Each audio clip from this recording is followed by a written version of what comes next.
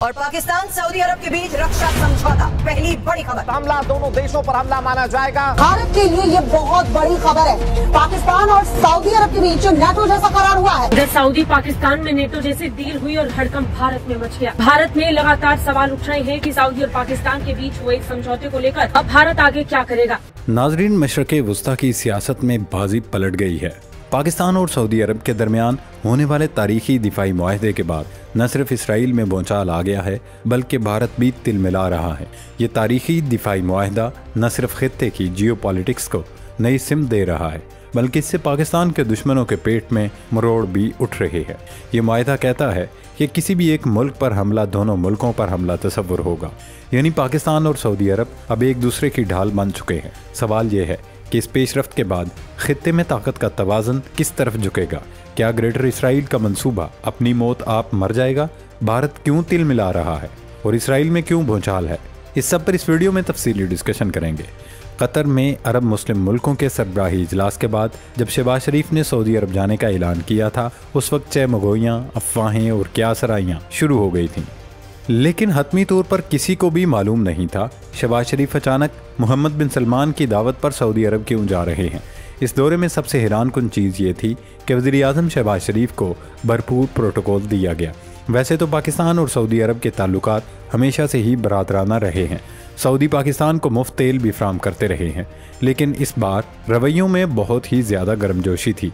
मिसाल के तौर पर वज़ीर-ए-आज़म पाकिस्तान के दौरे से पहले दारुल हुकूमत रियाज की सड़कों को पाकिस्तान और सऊदी परचमों से सजाया गया, इमारतों पर चिरागा किया गया। वज़ीर-ए-आज़म शहबाज शरीफ के तैयारे के सऊदी सरहदी हदूद में दाखिल होते ही F-15 लड़ाका तैयारों ने उसे अपने हिसार में ले लिया, यानी फ़िज़ा से ही प्रोटोकॉल मिलना शुरू हो गया। फिर जिस गर्मजोशी के साथ सऊदी वली-ए-अहद शहजादा मोहम्मद बिन सलमान ने वज़ीर-ए-आज़म शहबाज शरीफ का इस्तकबाल किया, उन्हें गले से लगाया, वो खुद बता रहा था कि अब दोनों मुल्कों के ताल्लुकात नई बुलंदियों की तरफ जा रहे हैं। अब सवाल ये है कि अब की बार सऊदी अरब में पाकिस्तानी वज़ीर-ए-आज़म को इतना ख़ास प्रोटोकॉल क्यों मिला? तो उसका एक ही जवाब है कि ऑपरेशन बुनियाद मरसूस। दरअसल कतर पर होने वाले इसराइली हमले के बाद पूरी अरब दुनिया की आंखें खुल गईं और उन्हें अंदाज़ा हो गया कि अमेरिका की नाम नेहाद दोस्ती, स्ट्रेटेजिक शराकतदारी, दिफाई मुआहदे और तिजारत के नाम पर दिए जाने वाला अरबों डॉलर का भत्ता भी उन्हें महफूज नहीं बना सकता। ये सब करके और अमेरिका की चौखट पर सजदारेज होने के बाद भी इन अरब मुल्कों की सलामती, सालमियत और ख़ुद मुख्तारी की कोई ज़मानत नहीं दी जा सकती। दूसरी तरफ मुआशी तौर पर मुश्किलात में गिरा हुआ पाकिस्तान था, जो तमाम मुआशी मुश्किलात के बावजूद जैसे ही भारत जैसे अपने से 5 गुना बड़े दुश्मन का सामना हुआ, उसे नाकों चने चबवा दिए। अरबों को समझ आ गई कि इस जदीद दौर में जदीद और ताकतवर फौज और एटम बम कितना ज़रूरी है। दोस्तों, इस वक्त हर तरफ एक ही सवाल है कि आखिर अमेरिका से सिक्योरिटी मुआहदे के बावजूद सऊदी अरब ने पाकिस्तान के साथ दिफाई मुआहदा क्यों किया? क्या ये वाशिंगटन को पैगाम है कि सऊदी अरब अब मुतबादल दिफाई ऑप्शंस रखता है? सबसे अहम चीज़ ये कि इस मुआहदे में army chief field marshal Syed Asim Munir का किरदार नहायत अहम है। उन्होंने सऊदी क़यादत को ये बावर कराया कि पाकिस्तान सिर्फ दोस्त नहीं बल्कि मैदान जंग का साथी भी है। फिर बतौर मुसलमान हरीमैन शरीफैन की हिफाजत यकीनी बनाना फ़र्ज़ भी है, और यही वजह है कि सऊदी अरब ने अमरीकी कैंप में होने और अमरीका से दिफाई मुआहदे होने के बावजूद पाकिस्तान के साथ मुआहदा किया, क्योंकि उन्होंने देख लिया कि अमरीका पूरी दुनिया में सिर्फ इसराइल के मफादात का तहफ़्फ़ुज़ करता है, बाकी उसे सऊदी अरब, कतर समेत अरब मुल्कों से कोई लेना देना नहीं। दरअसल ये मुआहदा खित्ते में ताकत के नए ब्लॉक्स की तश्कील का आगाज़ है, जिसके असरात न सिर्फ मशरक़ वुस्ता बल्कि आलमी सियासत पर भी पड़ेंगे। सवाल ये भी है कि इस नई शराकतदारी के बाद आने वाले दिनों में अमरीका, इसराइल और भारत का रद्द-ए-अमल क्या होगा, और क्या ये पेशरफ्त खित्ते में अमन लाएगी या किसी बड़ी जंग का पेश खैमा साबित होगी? नाजरीन, जहाँ तक पाकिस्तान और सऊदी अरब के दरमियान तय पाने वाले मुआहदे की बात है, तो रियाज़ में होने वाले इस मुआहदे का मकसद दोनों मुल्कों के दरमियान दिफाई तावन को फ़रोग़ देना और किसी भी जारियत के ख़िलाफ़ मुश्तरका दिफा व तहफ़्फ़ुज़ को मजबूत बनाना है। मुआहदे में कहा गया है कि किसी भी एक मुल्क के ख़िलाफ़ किसी भी जारियत को दोनों मुल्कों के ख़िलाफ़ जारियत तस्वर किया जाएगा। मुश्तरका इलामिये में कहा गया है कि सऊदी अरब और पाकिस्तान की 8 दहाइयों पर मुहित शराकतदारी है। दोनों ममालिक में मुश्तरका स्ट्रेटजिक मफादात और करीबी दिफाई ताउन के तनाजुर में मुआहिदा हुआ। मुआहिदा दोनों ममालिक की सलामती को बढ़ाने के मुश्तरका आज़म की अक्कासी करता है। मुआहिदा खित्ते और दुनिया में अमन के हसूल के मुश्तरका आज़म की अक्कासी करता है। इलामिया के मुताबिक मौजूदा और मुतवक्के ख़तरात और चैलेंजेस के तनाज़ुर में ये मुआहिदा दिफा को मजबूत बनाएगा और दोनों ममालिक की दिफाई सलाहियतों की तैयारी और इंजमाम को बढ़ाएगा। मुआहिदे से दोनों ममालिक की सलामती और इलाकाई सालमियत को लाहक किसी भी खतरे का मुकाबला किया जा सकेगा। इस मुआहिदे में फील्ड मार्शल सैयद आसिम मुनीर ने अहम किरदार अदा किया। इस मुआहिदे के बाद अब अगर हरीमैन शरीफैन को या सरजमीन मुक़द्दस को कोई ख़तरा दरपेश हुआ या किसी बैरूनी जारियत का सामना हुआ तो पाकिस्तान भी सऊदी अरब के साथ कंधे से कंधा मिलाकर लड़ेगा।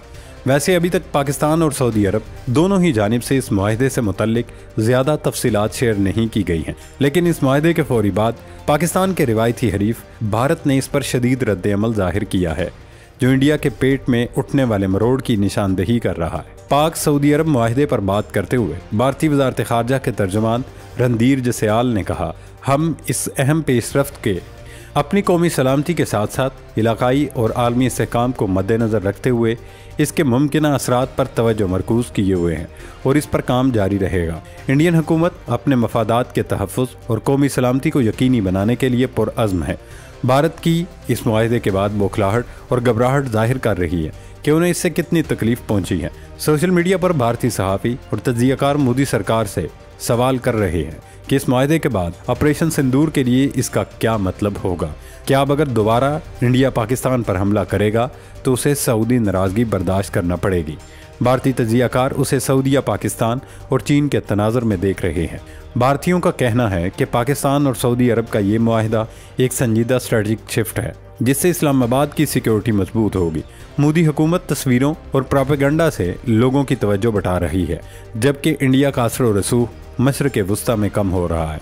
दूसरी जानिब पाकिस्तानी तज्ज़ियाकारों का कहना है कि पाकिस्तान और सऊदी अरब में ये मुआहिदा कसीर वसाइल और मजबूत फ़ौजी सलाहियत के यकजा होने जैसा है। ये गेम चेंजिंग मिलाप है, ये इससे ज़्यादा बरवक्त और स्ट्रेटजिक नहीं हो सकता। इस मुआहिदे के ज़रिए पाकिस्तान ने मशरिक़ वुस्ता के तहफ़्फ़ुज़ के ज़ामिन के तौर पर मगरिब को खामोशी से बाहर निकाल दिया है। दो मुसलमान मुल्कों में तारीख़ी और बरवक्त स्ट्रेटजिक दिफाई मुआहिदा 3 वजूहात की बिना पर बहुत अहम है।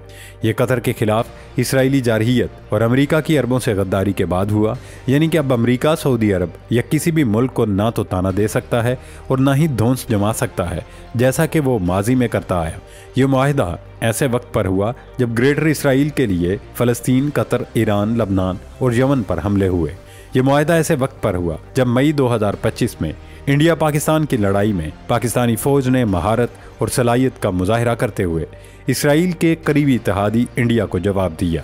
जोहरी हथियारों की मुहक्कक और मुसन्नफ़ा राबिया अख्तर ने तो एक कदम आगे जाकर वो बात कर दी जो इसराइल के लिए सुहान रूह है। उन्होंने कहा, सऊदी अरब और पाकिस्तान में गैर रस्मी दरीना दिफाई मुआहिदा मौजूद है, लेकिन मौजूदा मुआहिदे ने सिक्योरिटी तल्लुकात को बाकायदा मुआहिदे की शक्ल दे दी है।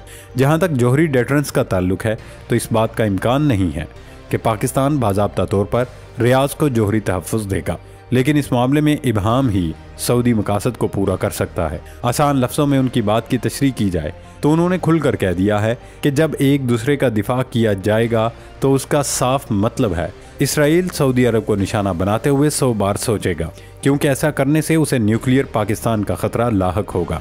और अगर ताकत के जाम में नेतन्याहू एंड कंपनी ने पाकिस्तान के साथ सींग फंसाने की कोशिश की तो फिर नेतन्याहू का गुरूर भी उनके फ्रेंड मोदी की तरह न सिर्फ पाश पाश होगा बल्कि दुनिया का नक्शा भी तब्दील हो जाएगा और उसमें इसराइल नामी रियासत का कोई वजूद नहीं होगा।